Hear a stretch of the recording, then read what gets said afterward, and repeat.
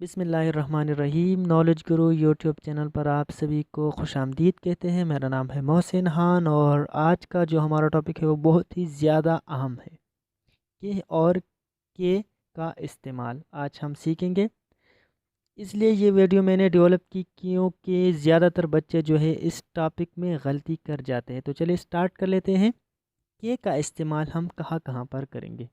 کہ ہمیشہ دو اسموں کے درمیان آتا ہے اور عام طور پر ملکیت کو ظاہر کرتا ہے۔ کے متعلق کہا جا رہا ہے کہ یہ ہمیشہ دو اسموں کے درمیان ہی استعمال ہوگا۔ اسم تو آپ جانتے ہیں کسی چیز جگہ یا شخص کے نام کو اسم کہا جاتا ہے، اور عام طور پر پراپرٹی ملکیت کو ظاہر کرتا ہے، پراپرٹی کو ظاہر کرتا ہے۔ جیسے یہ جوتے عائزہ کے ہیں، یہاں پر یہ ملکیت کو ظاہر کر رہا ہے۔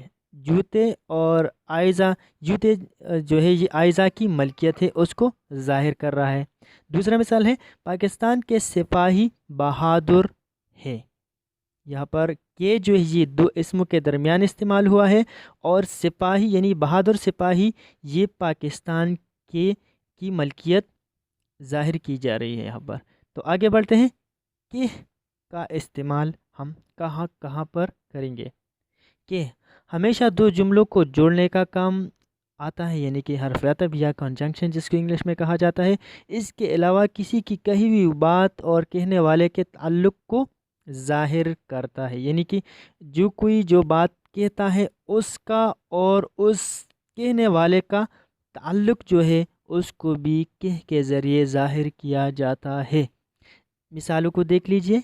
جیسے میری ماں کہتی ہے کہ ہمیشہ سچ بولو، یہاں پر کہ آگے جو بات بولی گئی ہے اس کا تعلق جو ہے وہ اس سے ظاہر کیا جا رہا ہے۔